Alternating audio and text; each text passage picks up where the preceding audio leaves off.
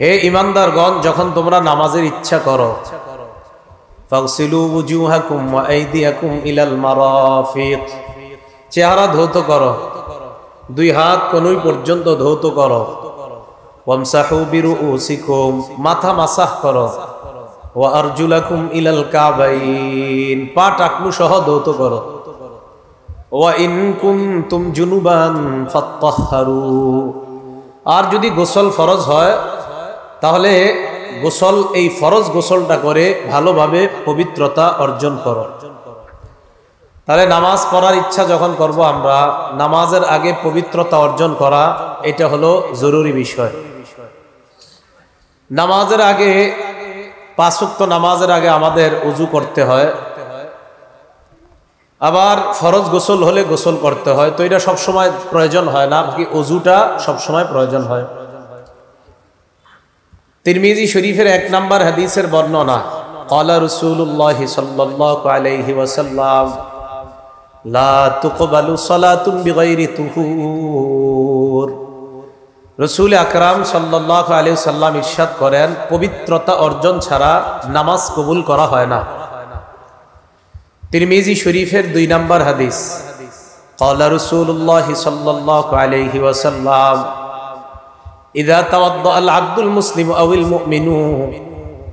রাসূল আকরাম সাল্লাল্লাহু আলাইহি সাল্লাম বলেন, কোন মুসলমান অথবা ঈমানদার যখন ওযু করে, ফাগসালা ওয়াজহা, যখন ওযু করার সময় চেহারা ধৌত করে, খরাজা মিন ওয়াজহিহি কুল্লু খাতিআতিন নাযারা ইলাইহা বিআইনাইহি, এই দুই চোখ দিয়া যত গুনাহ করে, চেহারার এই পানিগুলা যখন পড়ে, মাআল মাই আও মা আখিরি কতরিল মা, এই শেষ ফোঁটা পানির সাথে এই নজরের গুনাহগুলা ঝরে পড়ে যায়।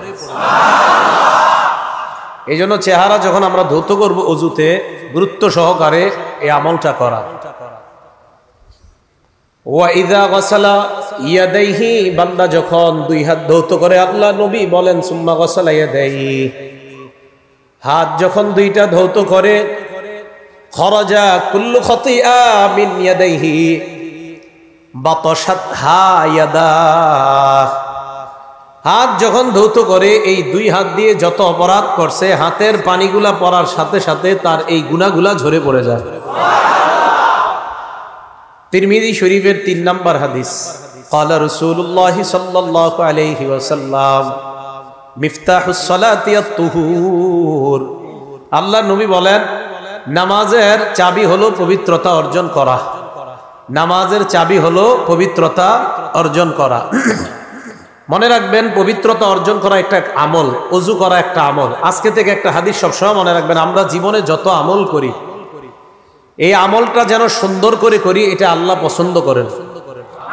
দলিল একটা কিতাব আছে না, মুসনাদে আবি ইয়ালা, এই কিতাবের 4386 নম্বর হাদিসের বর্ণনা, আন আয়েশা সিদ্দিকা রাদিয়াল্লাহু তাআলা আনহা ক্বালাত ক্বালা রাসূলুল্লাহ সাল্লাল্লাহু আলাইহি ওয়াসাল্লাম, আম্মা জান আয়েশা সিদ্দিকার বর্ণনা, আল্লাহ নবী বলেন, ইন্নাল্লাহা ইউহিব্বু ইযা আমিলা আহাদুকুম আমালান আইয়ুতকিনা, তোমাদের কেউ যখন কোনো আমল করো, ওই আমলটা যেন ইত্কানের সাথে সুন্দরভাবে করো, এই বিষয়টা আল্লাহ পছন্দ করেন। আমল সুন্দরভাবে করা এটা আল্লাহ পছন্দ করেন। আমি আপনি জীবনে চলার পথে যত ভালো আমল করি, এটা সুন্দরভাবে করা আল্লাহ পছন্দ করেন। বলেন, ওযু একটা আমল কিনা? এজন্য ওযু যেন সুন্দরভাবে করেন, এটা নবীজির নির্দেশ। দলিল সহিহ বুখারী 6290 নম্বর হাদিসের বর্ণনা, ক্বালা রাসূলুল্লাহ সাল্লাল্লাহু আলাইহি ওয়াসাল্লাম, আল্লাহ নবী বলেন, ইযা কুমতা ইলাস সালাহ, যখন তুমি নামাজের ইচ্ছা পোষণ করবা, ফাসবিগিল ওযুআ, তখন পরিপূর্ণ রূপে সুন্দরভাবে ওযু করবা। নামাজের ইচ্ছা পোষণ করবা, সুন্দরভাবে পরিপূর্ণ ওযু করবা। তাহলে হাদিসে নবী পরিপূর্ণ বললেন। এখন আপনাদের প্রশ্ন, হুজুর পরিপূর্ণ ওযু কাকে বলে, এটা জানতে চাই। এটা আবার মুসলিম শরীফের 246 নম্বর হাদিস থেকে জানবো আমরা। সহিহ মুসলিম হাদিস নাম্বার 246, মাদ্রাসার পাঠ্যপুস্তক অনুযায়ী মোট হাদিস সংখ্যা হবে 3033টা। এই হাদিসের মধ্যে আসছে, ক্বালা রাসূলুল্লাহ সাল্লাল্লাহু আলাইহি ওয়াসাল্লাম, আল্লাহ রসুল সাল্লাল্লাহু আলাইহি সাল্লাম এই হাদিসের মধ্যে আমার আপনার জন্য আজীব একটা শব্দ বলছে। আগে পুরো হাদিসটা শুনি। এক তাবী, তার নাম নুআইম ইবনে আব্দুল্লাহ। এই নুআইম ইবনে আব্দুল্লাহ উনি বর্ণনা করেন, উনি বলেন রাআইতু আবু হুরায়রা রাদিয়াল্লাহু তাআলা আনহু ইয়াতাওয়াদ্দা, আমি আল্লাহর নবীর সাহাবা আবু হুরায়রাকে ওযু করতে দেখলাম। আবু হুরায়রাকে আমি দেখলাম ফাগাসালা ওয়াজহা, উনি যখন ওযু করে ফাসবাগাল মা, চেহারা উনি ভালোভাবে ধৌত করে, উত্তম ভাবে ধৌত করে। এরপর বলেন সুম্মা গাসালা ইয়াদাহুল ইউমনা ফাআশরাআ ফিল আদুদ, ডান হাত বাহু পর্যন্ত বাহু সহ সুন্দরভাবে ধৌত করে। ওয়াদাহুল ইউসরা ফাআশরাআ ফিল আদুদ, বাম হাত বাহু পর্যন্ত সুন্দরভাবে বাহু সহ ধৌত করে। সুম্মা মাসাহা রাসা, মাথা মাসহ করে। সুম্মা গাসালা রিজলাহুল ইউমনা ফাআশরাআ ফিস সাক, পায়ের নালা সহ ভালোভাবে ধৌত করে। ওয়ারিজলাহুল ইউসরা ফাআশরাআ ফিস সাক, বাম পায়ের নালা সহ ভালোভাবে ধৌত করে। আবু হুরায়রা রাদিয়াল্লাহু তাআলা আনহু এইভাবে ওযু করার পর সামনে যারা তাদেরকে বললেন, হাকাযা রাআইতু রাসূলুল্লাহি সাল্লাল্লাহু আলাইহি ওয়াসাল্লাম ইয়াতাওয়াদ্দা, আমি যেইভাবে ওযু করলাম তোমাদেরকে দেখাইলাম, আল্লাহর নবীকে অবিকল এইভাবে আমি ওযু করতে দেখেছিলাম। আমি নবীজিকে দেখছি এইভাবে ওযু করে। ঘটনা শেষ হয় নাই, হাদিস শেষ হয় নাই। আবু হুরায়রা বলেন সুম্মা ক্বালা রাসূলুল্লাহ সাল্লাল্লাহু আলাইহি ওয়াসাল্লাম, এরপর আল্লাহ নবী বলেন আনতুমুল গুররুল মুহাজ্জালুনা ইয়াউমাল কিয়ামা মিন ইসবাগিল ওযু, পরিপূর্ণভাবে ওযু করার কারণে, পরিপূর্ণভাবে হাত, চেহারা, পা গুলা ধৌত করার কারণে কিয়ামতের ময়দানে তোমাদের হাত, পা আর চেহারা, এই অঙ্গগুলা, ওযুর অঙ্গগুলা কিয়ামতের ময়দানে কোটি কোটি মানুষের মাঝে চকচক করতে থাকবে, এভাবে জ্বলতে থাকবে। অন্য বর্ণনায় সাহাবারা বললেন, ইয়া রাসূলুল্লাহ, কিয়ামতের ময়দানে আমাদেরকে আপনি কিভাবে চিনতে পারবেন? আল্লাহ নবী কয়, তোমরা ওযু করার কারণে ওযুর অঙ্গগুলা কিয়ামতের ময়দানে এমন চমকাইতে থাকবে, আমি দেখলেই চিনতে পারবো এগুলাই হলো আমার উম্মত। ওযু সুন্দরভাবে করা, এখন থেকে যে নামাজের আগে কোনো মতে ওযু করা, বাস মাইরা দিলাম, এরকম যেন না হয়। সুন্দরভাবে ওযু করা।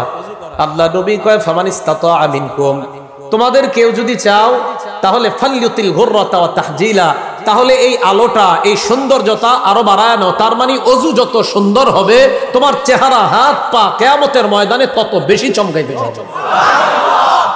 এখন কথা আছে আরেকটা। কি কথা? ওযু করতে গিয়ে আপনি জামাত প্রথম রাকাতে তাকবীরুল্লাহ ধরতে গিয়া কোন মতে সেরে লাইছেন কাম, অঙ্গ শুষ্ক রয়েছে, এটার কি ঝামেলা? ঝামেলা আছে। দলিল সহিহ বুখারী 60 নম্বর হাদিস। আব্দুল্লাহ ইবনে ওমর রাদিয়াল্লাহু তাআলা আনহুমার বর্ণনা।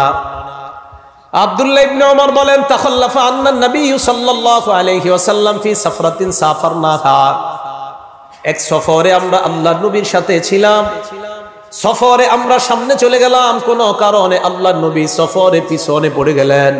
সফর হইতে পারে না এরকম, আমরা সামনে চলে গেলাম, নবী পিছনে পড়ে গেলেন। ফাআদরাকানা, আল্লাহ নবী আমাদেরকে ধরে ফেললেন। ধরে ফেললেন মানে মোটামুটি কাছায় গেছে, এবার আমাদেরকে দেখা যায়। এর মাঝে ঘটনা হয়ে গেছে কি, ওয়াকাদ আরহাকাতনাস সালাহ, আসরের নামাজ ছুটে যাবে যাবে অবস্থা আমাদের। তাই আমরা চিন্তা করলাম তাড়াতাড়ি আসর পড়া দরকার। ওয়া নাহনু নাতাওয়াদ্দু, ওযু করতে লাগলাম। তো কোন মতে আসর যেহেতু পড়তে হবে, আমরা ওযু করতে লাগলাম। ওয়াজআলনা নামসাহু আলা আরজুলিনা, কয় পাগুলা কোন মতে ধুইলাম, কোন মতে তাড়াতাড়ি তাড়াতাড়ি ধুইয়া দাঁড়াইতে হবে। আল্লাহ নবী আমাদের কি পিছন থেকে দেখলেন, না দা বিআলা সাউতিহি, জোরে ডাক দিলেন, এই এভাবে জোরে ডাক দিস, ওয়াইলুন লিল আকাবি মিনান নার, ওয়াইলুন লিল আকাবি মিনান নার, ওয়াইলুন লিল আকাবি মিনান নার।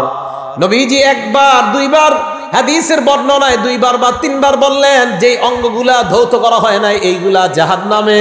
পায়ের পিছনে তোমাদের শুকনা রয়েছে, এই শুকনা অঙ্গগুলা জাহান্নামে। পায়ের পিছনে শুকনা রয়েছে, শুকনা অঙ্গগুলা জাহান্নামে। নবী সাল্লাল্লাহু আলাইহি সাল্লাম বললেন, তাড়াহুড়া করে যে ওযু করলা, পায়ের পিছনে তো শুকনা রয়ে গেছে, এটা জাহান্নামে যাবে। তো পা যদি না ধোয়ার কারণে জাহান্নামে যায়, জাহান্নামে কি শুধু পায়ের অংশ যাবে না, পুরো বডি যাবে? বডি যাবে। তাহলে আল্লাহ আমাদেরকে সতর্কতার সাথে অজু পরিপূর্ণ রূপে করার তৌফিক দান করেন।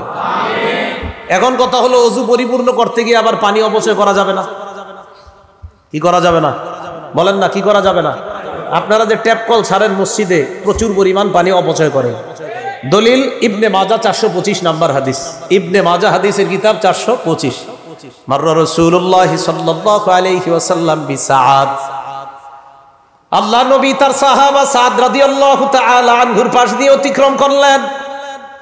সাদ রাদিয়াল্লাহু তাআলা আন ওযু করতেছিলেন, আল্লাহ নবী তাকে বললেন, মা হাদা সারফু ইয়া সাদ, এ সাদ, ওযুর মধ্যে এত অপচয় কেন করো?